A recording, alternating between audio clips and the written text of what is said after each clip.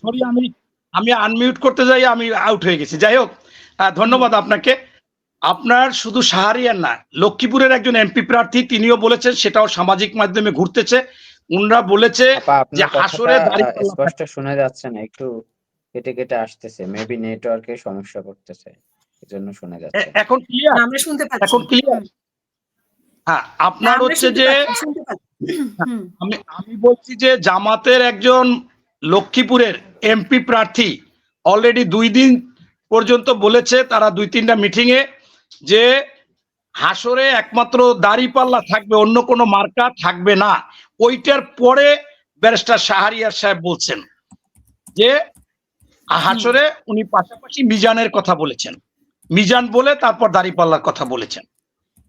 এখন বিষয়টা হচ্ছে যে জিনিসটা কি, এটা যদি একটু বলতেন আমাদেরকে। মিজান দাড়িপাল্লা হিসেবে বলা হয়েছে এখানে, মানে মিজানের মূল হচ্ছে যে এটা ওখানে নিক্তি বা আপনার নিক্তিতে খুব একেবারে সূক্ষ্মভাবে যা বিচার হবে, সেই বিচারের এই পাশে একটা থাকবে, এই পাশে আমল একটা, মনে করেন যে তার বদ আমল এবং ভালো আমল, অর্থাৎ সওয়াব এবং মনে করেন পাপ বা পুণ্য, এরকম যেটা, সেইটা মাপকাঠি হবে।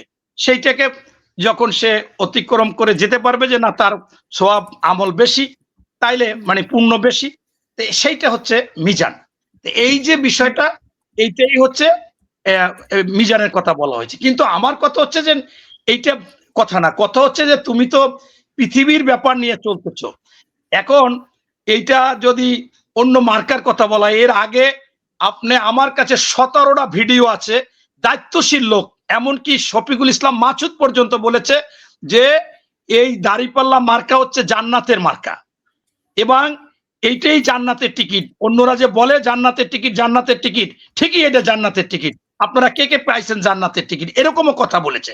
এবং আরো অনেক প্রার্থীরা বলেছে। এখন আরো সবচাইতে কঠিন ব্যাপার হচ্ছে যে আমার এলাকায়, আমার বাড়ির পাশে আমার চাচি, সে তাবলিগ করতো। আগে জামাতালারা তাবলিগকে পছন্দ করতো না এবং অনেকে সমালোচনা করতো।